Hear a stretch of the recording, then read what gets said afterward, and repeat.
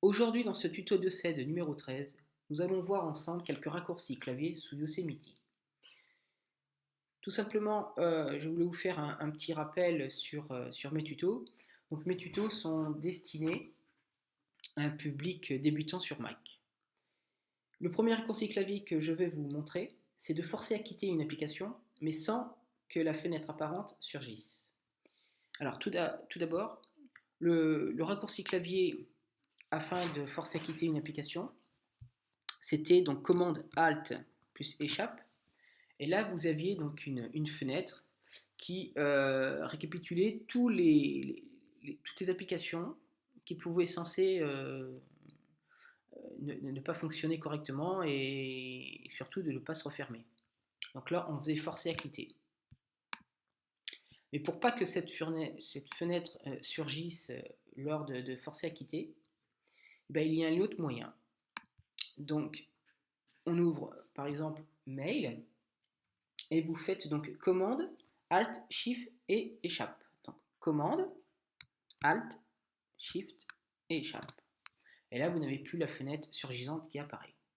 Le deuxième raccourci clavier que je vais vous montrer, c'est d'imprimer une page web. Donc la commande est tout simple, c'est commande plus P. Donc on va ouvrir Safari, on va aller sur Mac Génération.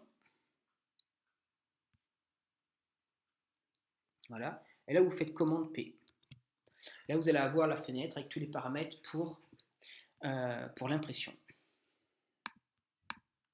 Le troisième tuto, donc, c'est fermer la session en cours. Donc si vous devez fermer la session très rapidement, vous faites commande Shift plus Q. Donc commande Shift plus la lettre Q. Et là, il vous demande de fermer la session entièrement. Ensuite, donc, ajouter une page web à un signé. Donc ça, c'est tout simple. Vous faites commande plus D. Et là, ça vous donc la fenêtre d'ajout pour les différents signés que vous avez dans Safari. Donc là, annuler. Ensuite, donc un exemple de raccourci avec mail. Donc si vous voulez par exemple envoyer le lien d'une page web dans un mail, donc là vous ouvrez votre page dans Safari, et pour ajouter cette page dans un mail, vous faites commande plus I. Donc commande I, et là vous allez rentrer donc dans mail pour pouvoir écrire un mail, et vous avez directement la page, voilà. Donc taille du message, parce que j'ai pas tapé une page, je suis allé directement sur la page d'accueil du site. Donc ça me donne tous les tutos et toutes les news de Mac Génération. Mais vous pouvez le faire juste avec, on va le refaire juste avec une page. Donc on va choisir, tiens, par exemple, la naissance houleuse des Apple Store. Hop, voilà, vous envoyez donc la page web dans ce lien. Donc commande plus I. Là, vous allez avoir directement ici, hop, la news directement dans le mail à envoyer. Ensuite, donc, la même chose, si vous voulez envoyer par contre le lien, donc pas la page web, mais directement juste le lien et non pas tout le contenu, donc c'est pas compliqué, c'est commande Shift plus I. Donc commande Shift plus I. Donc normalement,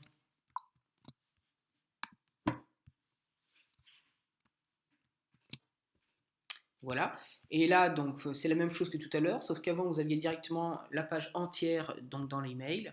Et là, vous avez que le lien que vous pouvez mettre, qui doit peser un petit peu moins lourd, pour pouvoir l'envoyer par mail.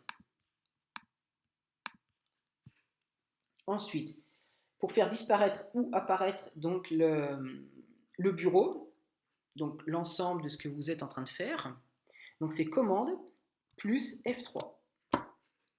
Donc là, ça vous enlève du bureau, vous accédez directement. Donc là, j'ai fait disparaître ce que j'étais en train de faire pour faire apparaître le bureau, mais vous pouvez faire l'inverse, donc commande F3, et là, vous revenez à ce que vous étiez en train de faire, donc Safari ou autre application. Ensuite, souligner une ligne dans une appli. Donc là, on va aller dans Pages, on va ouvrir un nouveau document, Et pour pouvoir donc souligner, voilà, par exemple, ou une phrase ou un ensemble du texte, vous faites commande et la lettre U. Et là, vous avez donc votre texte entier qui est qui est souligné. Et si vous refaites commande U, vous enlevez, on va choisir, voilà, commande U, et bien vous enlevez ce que vous avez souligné. Si vous voulez mettre le même texte en italique, donc là je vais reprendre la même chose, vous faites commande I, là votre texte sera en italique, et la même chose pour l'enlever, vous le sélectionnez, commande I, et là il reviendra comme avant. Ensuite, si vous voulez donc la même chose le mettre en gras, donc là, hop, c'est commande plus B. Pour l'enlever, toujours pareil, vous sélectionnez, vous rappuyez, et vous retrouvez donc votre police et votre caractère directement comme avant. Voilà, donc c'était 10 tutos sous Yosemite, donc j'en avais déjà réalisé une dizaine il y a quelques temps. Là, ça en fait 10 de plus. Voilà, donc c'est tout pour ce tuto, et je vous dis à bientôt.